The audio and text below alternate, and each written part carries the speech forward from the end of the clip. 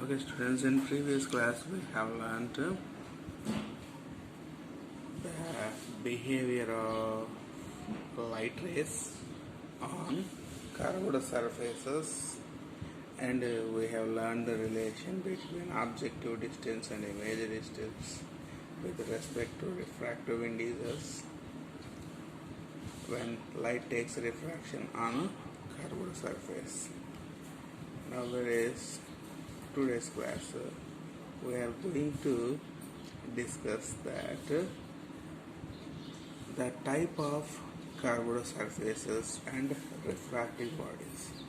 So refracting bodies are generally called lenses. Lenses are mainly having two types of curved surfaces. They are namely one convex, the two concave. When an object has outer curved surface,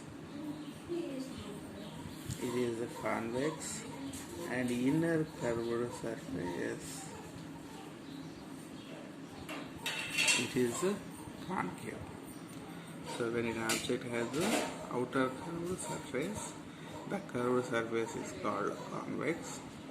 It has an inner curved surface, it has a concave. Based on the curved surfaces, we have 5 types of lenses. They are: number 1, biconvex lens. We know convex has an outer curved surface. Bi means 2. So when an object has 2 outward curved surfaces, so this is an outward curved surface, left outward, and this is right outward curved surface. So with the 2 outward curved surfaces, it will become a biconvex lens. Similarly, the next is biconcave lens. So concave once again means inner curve. So bi is as usual 2 inner curved surface. How will be? Left curve will be inside the object. Right curve will also be inside the object. So left inward, right inward. 2 inward curved surfaces. So it is biconcave lens. See, comparing the both objects with each other, biconvex has 2 outward curved surfaces. Because of that, what we feel at middle portion it is thick, end portions it is thin. Similarly, this biconcave lens. So the biconcave lens, the inner curved surfaces it has. So the middle portion we feel it is thin, but the end portions is thick. End portion is thick. This is the similarity in case of biconvex and biconcave lenses. Okay, what are the other type of lenses? We also can have the lens like only one outer curved surface, a lens with only one inner curved surface, only one outward, one inward curved surfaces. The other surface will be smooth and planar. See, what is it going to be called?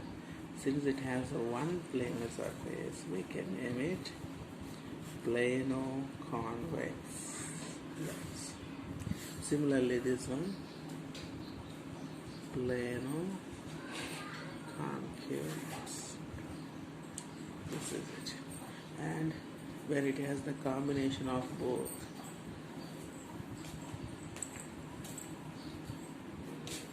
So what we expect here, an inner curved surface and as well outer curved surface. So this can be called concave convex surface. This can be concave convex surface. So these are 5 major type of lenses we see in our common life. Apart that we have cylindrical lenses like other spherical lenses like other type of lenses also rarely used in various activities. Now we see the terms regarding the lenses. See what are the portions we can find around the lenses. First of all, we see around a convex lens, biconvex lens.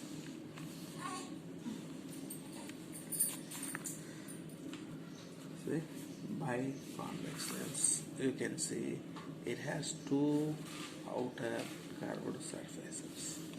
We can name left curved surface S1, right curved surface S2. And what do we expect here? The lens can be bisected here, that means equally divided. It is a perpendicular bisection and as well horizontal bisection. When vertically horizontally bisected to each other, we will have a mid portion, the central portion of a lens, and this is called optic center. This is called optic center, symbolically O. Okay. And these curved portions, when extended continuously, we can expect. So I already said in previous class, when any curved surface is extended continuously, it will bring us a circular portion, and every circular portion will have its own center. Since this is the first curved surface, the center we find can be called C1. Similarly, for the second curved surface, we can find another center. This can be named C2. These are called as, first thing we found, optic center.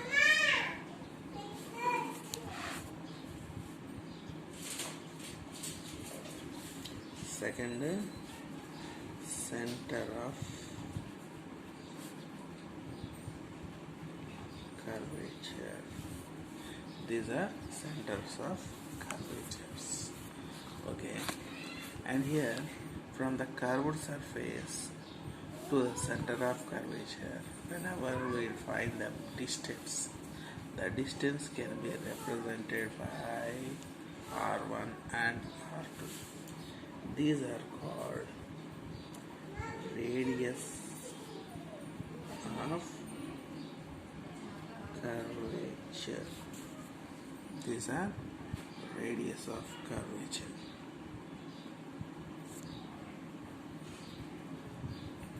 Okay, the next.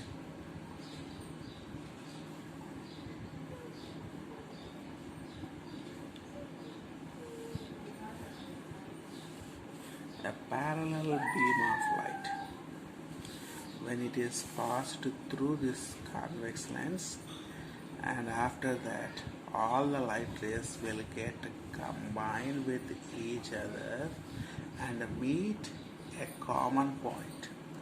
This common point, since the parallel beam falls on S1 surface, so we can call this F1.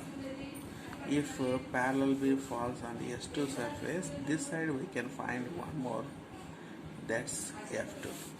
These F1 and F2 are the convergent point of parallel beam of light, and this is called focus. It is called focus. And the next, the distance from optic center to focus is being called focal length. It is called focal length. Okay, during all this, we forgot an important definition. That's what it is called principal axis. Principal axis is a straight line which is horizontal to the surface and passes through center of curvature, focus and optic center. The straight line which passes through optic center, focus and center of curvature is being called principal axis. Let us write the definitions once again each. For optic center we have two definitions. One is the central portion of bisection of a lens is called optic center, but widely used definition is not this. Widely used definition is the point on the lens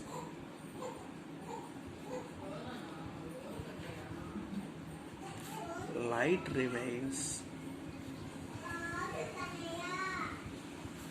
undeviated. At what point on the lens? See, at any point of the lens, usually when light falls, after the refraction, definitely it moves, except one point called optic center.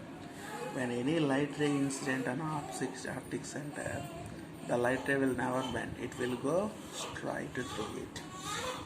That's why it is being called optic center. And the center of curvature. The centers of curved surfaces. The centers of curved surfaces are center of curvature, and radius is the distance from curved surface to center. The distance from curved surface to center is called radius. Next, to focus. The convergence point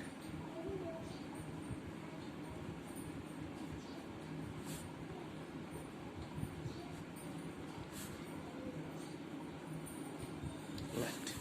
The convergence point of light. What kind of light? Parallel beam of light. The convergence point of parallel beam of light is called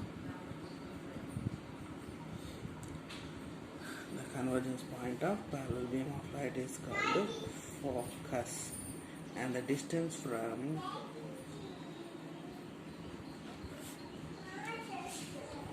optic center to focus. The distance from optic center to focus is called focal length. And finally, principal axis, I have said, line passing through,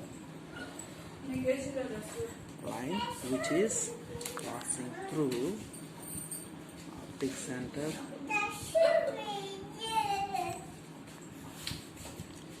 focus and center of curvature.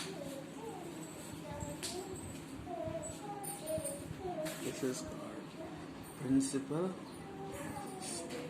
These are major terms we can find around the lens, not only around a convex lens, even around a concave lens also we can find, but with some differences. Why is where convex has outer curved surface, but concave has inner curved surfaces. Since the inner curved surfaces S1 and S2 as usual exist, left S1, right and S2, so it definitely has its mid portion that's called optic center. But this time see, S1 surface as it is inner curved, when extension takes. So what do we expect? On the same side the circle formed, but for convex you see S1, since it is an outer curved surface, the circle has been formed other side. But for this time, on the same side, that center will be C1, and for S2 surface, the center will be C2. And what about radius? The distance from C1 to the surface R1, surface to C2 is R2. And one more we forgot was that parallel beam of incidence.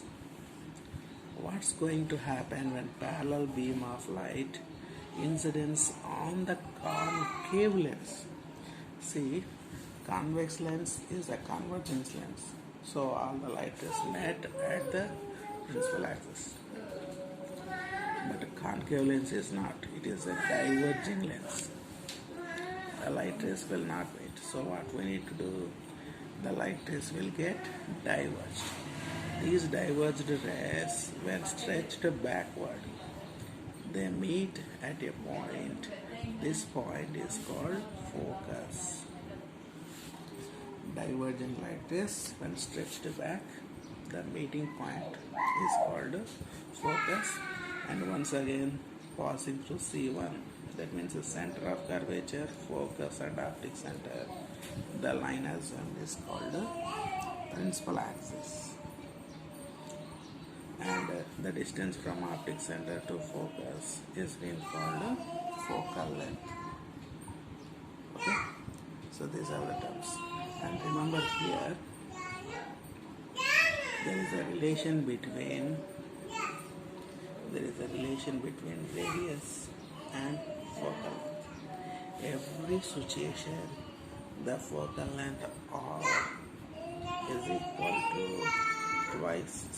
the radius R is twice of the focal length. That's the relation between the two terms.